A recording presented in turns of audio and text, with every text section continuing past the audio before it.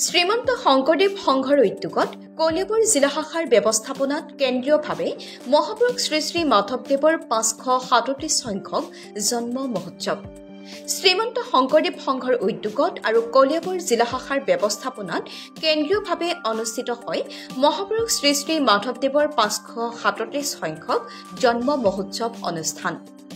শ্ৰীমন্ত শংকৰদেৱ সংঘৰ পদাধিকাৰ ভৱেন্দ্ৰনাথ ডেকাবাপে পতাকা উত্তোলনেৰে আৰম্ভ হয় দিনজোৰা অনুষ্ঠানৰ।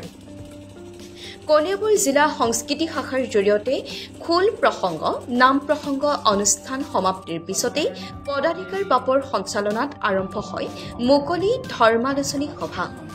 সভাৰ উদ্বোধনী কৰে শ্ৰীমন্ত শংকৰদেৱ সংঘৰ প্ৰধান সম্পাদক কৌশল ঠাকুৰীয়া বাপজনাই। সভাৰ মাজতে উপস্থাপিত হয় গোপী নৃত্য মনোৰম পৰিৱেশন। নিৰ্দিষ্ট বক্তাৰ ভাষণ প্ৰদান কৰে সাহিত্য শাখা সমিতিৰ সভাপতি মৃণাল বৰুৱা বাপজনাই। উপস্থিত থাকে মূল সংঘৰ মুখ্য উপদেষ্টা উপপদাধিকাৰ যুটীয়া সম্পাদক মূলৰ বিভিন্ন শাখা সমিতিসমূহৰ বিষয়ববীয়াসকল। কলিয়াবৰ জিলা শাখাৰ সভাপতি সম্পাদক জিলা শাখাৰ অন্তৰ্গত বিভিন্ন প্ৰাথমিক শাখাৰ সভাপতি সম্পাদক সমন্বিতে বাপাই সমস্ত অনুষ্ঠানত উপস্থিতিত সফল ৰূপায়িত হয় কেন্দ্ৰীয়ভাৱে মহাপুৰুষ শ্ৰী শ্ৰী মাধৱদেৱৰ 537 সংখ্যক জন্ম মহোৎসৱ। কলিয়াবৰৰ পৰা উত্তম কুমাৰ ভূঞাৰ ৰিপৰ্ট, অসম কণ্ঠ।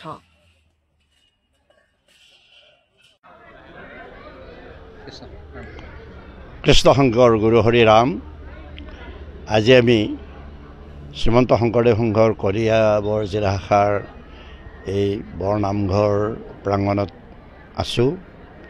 আজি ইয়াতে শ্ৰীমন্ত শংকৰদেৱ সংঘৰ কেন্দ্ৰীয়ভাৱে মহাপুৰুষ মাধৱদেৱৰ 537 সংখ্যক আবিৰ্ভাৱ মহোৎসৱ দিনজোৰা কাৰ্যসূচীৰে ইয়াত উদযাপন কৰা হৈছে।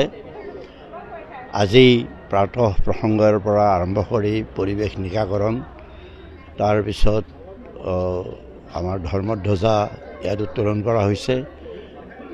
সমূহ ৰাইজৰ উপস্থিতিত আইমাতৃসকল বাপ বান্ধৱ সমস্তৰ উপস্থিতিত। তাৰপিছত ইয়াত খোল প্ৰসংগ হৈছে, নাম প্ৰসংগ হৈছে আৰু ইয়াত মহাপুৰুষ মাধৱদেৱৰ জীৱন আৰু কৃতি সম্পৰ্কে এখন ধৰ্মালোচনী সভা ইয়াত অনুষ্ঠিত হৈছে নামঘৰৰ ভিতৰত।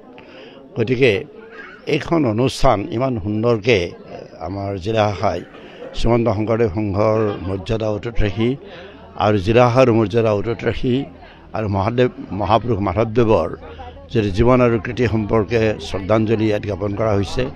আৰু এই অনুষ্ঠানটো সুকলমে আয়োজন কৰি আমাৰ কলিয়াবৰ জিলা শাখাৰ কৰ্মকৰ্তাসকল আদৰণি সমিতিকে প্ৰমুখ কৰি সকলো জিলা শাখাৰ সভাপতি সম্পাদক প্ৰমুখ্যে আইমাতৃসকল বাপ বান্ধৱ আৰু যুৱক যুৱতীসকল সেৱা বাহিনীৰ কৰ্মকৰ্তাসকলে যথেষ্টখিনি ইয়াত উবুৰি খাই পৰিছে। আজি প্ৰায় এমাহৰ মান ইয়াত পৰিশ্ৰম কৰি সুসজ্জিত কৰি এই অনুষ্ঠান সুকলমে ইয়াত অনুষ্ঠিত কৰা হ'ল। আৰু এই অনুষ্ঠানলৈ একেবাৰে ডিব্ৰুগড়, শিৱসাগৰ, নাজিৰা, যোৰহাট এই ধৰণৰ গোটেই কলিয়াবৰ তলিয়াবৰ আমাৰ এইফালে নামনি অসমৰ বা এইফালে উত্তৰ পাৰৰো বহুতবিলাক জিলা শাখাৰ প্ৰতিনিধিবিলাক আহিছে। সকলোৱে ইয়াত অংশগ্ৰহণ কৰিছে। আজি গোটেই অনুষ্ঠানটো সুকলমে কৰি ইয়াত আচলতে মহাপুৰুষ মাধৱদেৱৰ গুণানুকীৰ্তন কৰা হ'ল। আৰু মহাপুৰুষ মাধৱদেৱৰ আমাৰ যে দুগৰাকী ক্ষণজন্ম পুৰুষে আমাৰ অসমীয়া জাতিটো জাতীয় জীৱন ইয়াত সুদৃঢ় বুনিয়াদ ৰচনা কৰি গৈছে। সাহিত্য, সংস্কৃতি, ধৰ্ম, আধ্যাত্মিকতা, নৈতিকতা সমস্তখিনি দি আমাক এটা সমাজ দি গৈছে, সকলোৰে সমন্বয় সমাজ, মহাপুৰুষীয় সমাজ এখন দি গৈছে। গতিকে এইবিলাক চৰ্বিত চৰ্বণ আমি কৰিব লাগিব আৰু এইবিলাক চিন্তা চৰ্চা কৰি আজি যুৱ প্ৰজন্মক আমি আগবঢ়াই নিব লাগিব। আৰু বৰ্তমান সমাজত এখন ধৰ্মহীন এখন সমাজ যি পৰিস্থিতি পৰিৱেশত আমি মানে ইয়াত জীৱন নিৰ্বাহ কৰি আছোঁ, এই কিছু যদি আমি পৰিৱৰ্তন কৰিব নোৱাৰোঁ, আমাৰ যদি ল'ৰা ছোৱালীবিলাক যুৱ প্ৰজন্মক আমি যদি কিছু পৰিৱৰ্তন আধ্যাত্মিক চিন্তাচৰ্চাৰে উদ্বুদ্ধ কৰিব নোৱাৰোঁ, তেনেহ'লে ইয়াত আৰু ধৰ্ম নাথাকিবই, সমাজ তিষ্ঠি থকাটো টান হৈ যাব।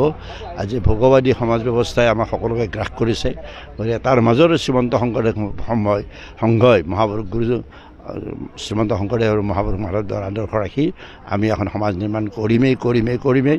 আৰু সেই হিচাপে আমি এটা নমুনাও ইতিমধ্যে স্থাপন কৰিছোঁ। গতিকে আপোনাসকলে সকলোৱে সাধুজন দিব আৰু এই ধৰণৰ চিন্তা চৰ্চাই যাতে আমাক সকলোকে উদ্বুদ্ধ কৰে আৰু মহাপুৰুষ গুৰুজনা মহাপুৰুষ শংকৰদেৱ মাধৱদেৱৰ যদি আদৰ্শবিলাক আমি আচলতে মানি থাকোঁ বা আমি যদি মহাপুৰুষ শংকৰদেৱ মাধৱৰ হৃদয়ত ৰাখি আমি কিছুমান মানে এই দুয়োগৰাকী মহাপুৰুষ যদি আমি অসমীয়া জাতিয়ে আমাৰ মাজত সদায় জীৱন্ত কৰি ৰাখিব পাৰোঁ তেনেহ'লে বিশ্বৰ কোনো শক্তিয়ে আমাক অসমীয়া জাতিক নিশ্চয় কৰাৰ সেই ক্ষমতা নাথাকিব অসমীয়া জাতি সদায় চিৰ উজ্জ্বল হৈ জ্যোতিষ্মান হৈ থাকিব কিন্তু আমাৰ প্ৰথম কৰ্তব্য হ'ল যে মহাপুৰুষ শংকৰদেৱ আৰু মাধৱদেৱক আমি ইয়াত উজ্জীৱিত কৰি জীৱন্ত কৰি তেওঁলোকৰ আদৰ্শ জীৱন্ত কৰি আমি ৰাখিব লাগিব গতিকে সমস্তকে আমি গোটেই অসমবাসীয়ে ৰাইজলৈ আজি এই পুণ্যখনত সকলোলৈকে আমি আহ্বান জনাইছোঁ আহক আমি সকলোৱে মহাপুৰুষ গুৰু শংকৰদেৱ আৰু মহাপুৰুষ মাধৱদেৱৰ আদৰ্শৰে